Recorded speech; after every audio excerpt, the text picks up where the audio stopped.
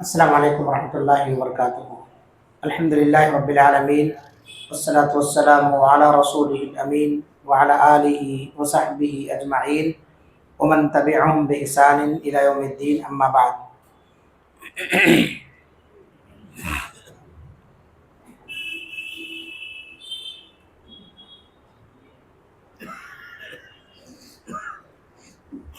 آج کا جو ہمارا درس ہے وہ ہے تیمم کا طریقہ اور تیمم کو توڑنے والی چیزیں۔ تیمم یہ امت محمدیہ پر اللہ رب العالمین کی جانب سے آسانیوں میں سے ایک آسانی ہے۔ یہ ہمارے نبی جناب محمد رسول اللہ صلی اللہ علیہ وسلم کی خصوصیات میں سے ہے۔ کسی نبی کو تیمم کا حکم نہیں دیا گیا، صرف پیارے نبی صلی اللہ علیہ وسلم کو یہ خصوصیت عطا فرمائی گئی کہ زمین کی مٹی آپ کے لیے پاک قرار دے دی گئی ہے، لہٰذا مٹی کی طہارت کا نام تیمم ہے۔ تو تیمم کا طریقہ یہ ہے کہ آدمی جیسے وضو بنانے سے پہلے دعا پڑھتا ہے، وضو شروع کرتے وقت بسم اللہ پڑھتا ہے، ایسے ہی تیمم سے پہلے بھی بسم اللہ کہے گا، اور پھر جس چیز کے لیے تیمم کر رہا ہے اس کی نیت کرے گا۔ اگر وضو کی نیت سے تیمم کر رہا ہے تو اس کی نیت کرے، اور اگر غسل کی نیت سے تیمم کر رہا ہے تو غسل کی نیت کرے۔ تو پہلے بسم اللہ کہے، پھر دل میں تیمم کی نیت کرے۔ تیمم کی نیت کرنے کے بعد زمین پر دونوں ہتھیلیوں کو مارے۔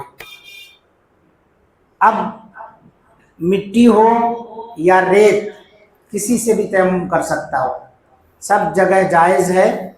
اگر ہاتھ زمین پر مارنے کے بعد ہاتھ میں دھول گرد و غبار زیادہ لگ گیا ہے تو جھاڑ لینے میں بھی کوئی حرج نہیں ہے، اسے ایسا پھر جھاڑ دے۔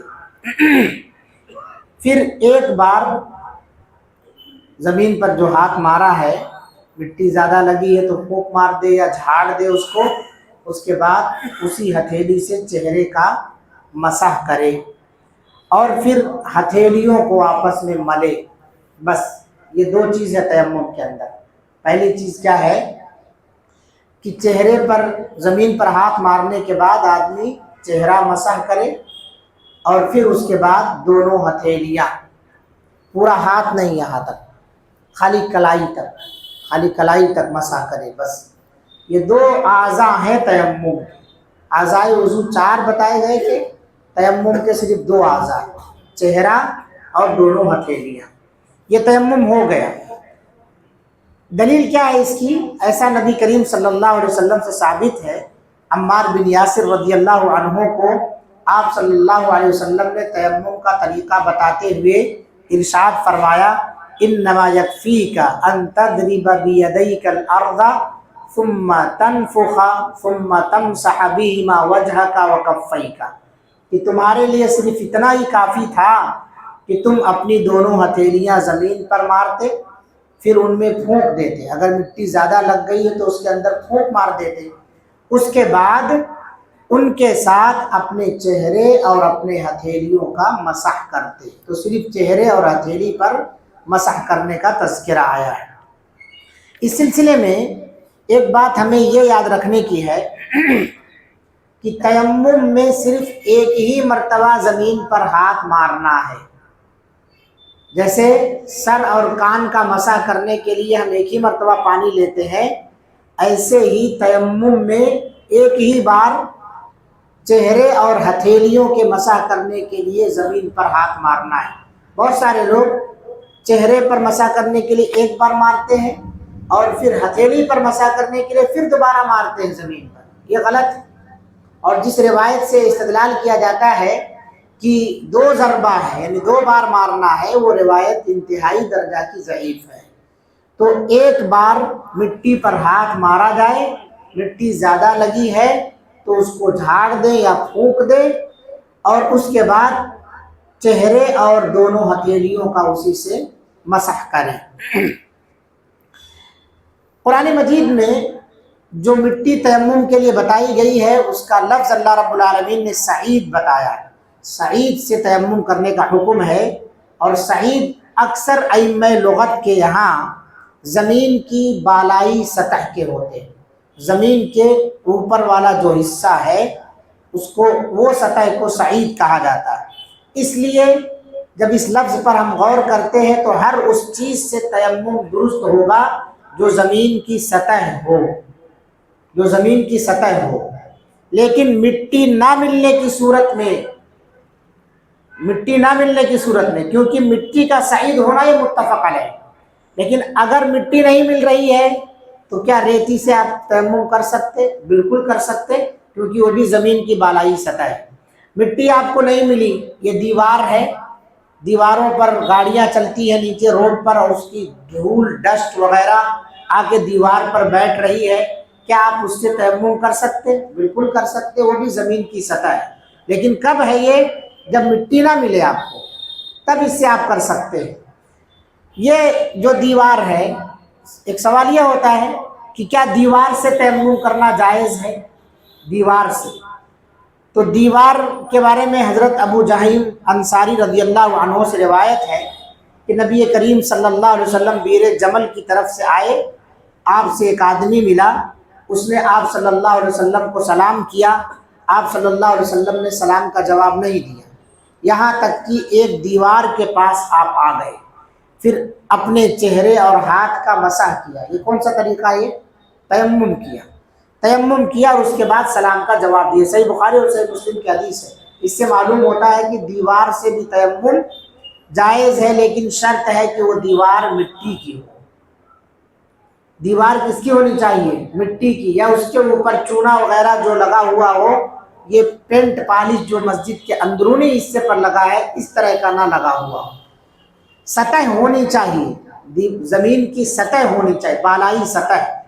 تو زمین کی بالائی سطح جب رہے گی تو اس سے آپ وضو کر سکتے ہیں، تیمم کر سکتے ہیں۔ البتہ جیسا میں نے کہا کہ دھول ڈسٹ وغیرہ اڑ کر کے آ رہا ہے، اس کے اوپر بیٹھ گیا ہے تو زمین کی بالائی سطح ہے۔ اسی طرح سے آپ ٹرین میں سفر کرتے، پانی کبھی کبھی ڈبے میں ختم ہو جاتا ہے، آپ کے پاس بھی پانی نہیں رہتا ہے، اور پانی بیچنے والا بھی بسا اوقات گھنٹوں ہو جاتا ہے نہیں تشریف لاتا ہے، تو ایسے موقع پر آپ کو نماز پڑھنا ہے، کیا کریں گے آپ؟ وضو نہیں بنا پا رہے ہیں، پانی نہیں ہے، تو اب گاڑی جو چل رہی ہے ٹرین، اس کے باہر والے حصے پر زمین کی بالائی سطح اڑ کے، ڈسٹ اڑ کر کے آ کے بیٹھ جاتا ہے، اس سے تیمم کر سکتے یا نہیں کر سکتے؟ بالائی سطح ہے نا، وہ مٹی نہیں مل رہی ہے آپ کے پاس، مٹی نہیں مل رہی، تو وہ جو ڈسٹ لگ رہا ہے اس سے آپ تیمم کر سکتے، کیونکہ وہ زمین کی بالائی سطح ہے۔ تو یہ مسئلے اس لیے بتائے جا رہے ہیں کہ سفر میں ساری چیزیں ہمارے سامنے درپیش ہوتی ہیں، ایسے حالات کبھی کبھی پیدا ہو جاتے ہیں، تو آدمی کیا کرتا ہے؟ نماز ہی چھوڑ دیتا ہے۔ سفر میں اللہ رب العالمین نے رخصت رکھی ہے، اس رخصت کا فائدہ ہم نہیں اٹھا پاتے، 4 رکعت کی نمازیں 2 رکعت ہو جاتی ہیں۔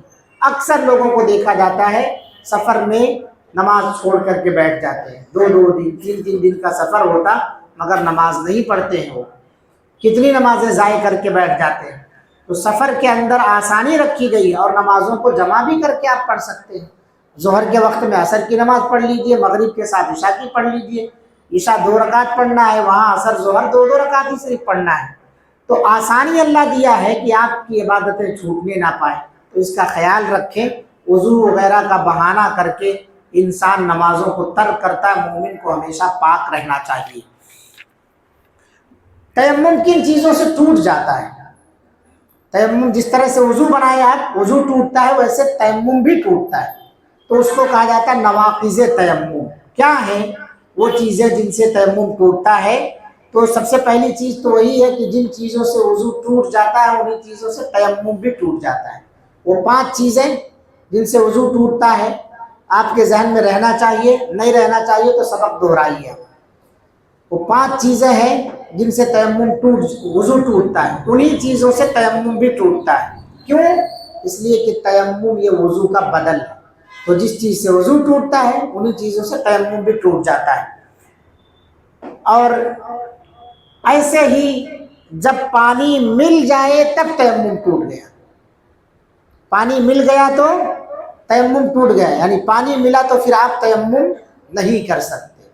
تیسری جو چیز ہے وہ یہ ہے کہ جس وجہ سے آپ تیمم کر رہے تھے وہ وجہ ختم ہو گئی، جیسے آپ بیماری کی وجہ سے کر رہے تھے، پانی لگنے کا خطرہ ہے تو بیماری بڑھ جائے گا، اس کا خطرہ بھی پانی کی وجہ سے کہ بیماری بڑھ جائے گی، یا آپ کو زخم گھاؤ کچھ بھی پٹی وغیرہ لگی تھی اس وجہ سے آپ تیمم کر رہے تھے، تو اگر یہ وجہ ختم ہو گئی تو پھر تیمم بھی آپ کا ٹوٹ جائے گا، اب آپ کو وضو بنانا پڑے گا۔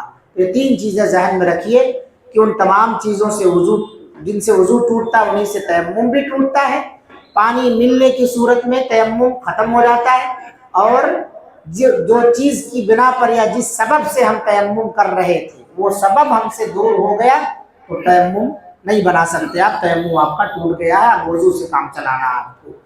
تو یہ ہے تیمم کا طریقہ، نواقض تیمم، اور اسی طرح سے تیمم سے متعلق کچھ اور باتیں۔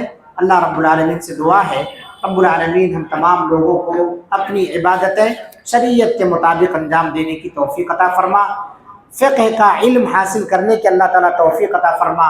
تیرے نبی کا فرمان ہے کہ اللہ جس کے ساتھ خیر و بھلائی کا ارادہ کرتا ہے اسے دین کی سمجھ عطا فرماتا ہے۔ ایسی دینی اور علمی مجلسوں میں ہمیں شریک ہو کر کے اپنے آپ کو اس خیر و بھلائی کا مستحق قرار دینے کے اللہ توفیق عطا فرما۔ رب العالمین ہم سب کی دعاؤں کو قبول فرما۔ ربنا تقبل منا انك انت السميع العليم وتب علينا انك انت التواب الرحيم وآخر دعوانا ان الحمد لله رب العالمين۔ السلام علیکم ورحمۃ اللہ وبرکاتہ۔ سبحانك اللهم وبحمدك اشهد ان لا اله الا انت استغفرك واتوب اليك۔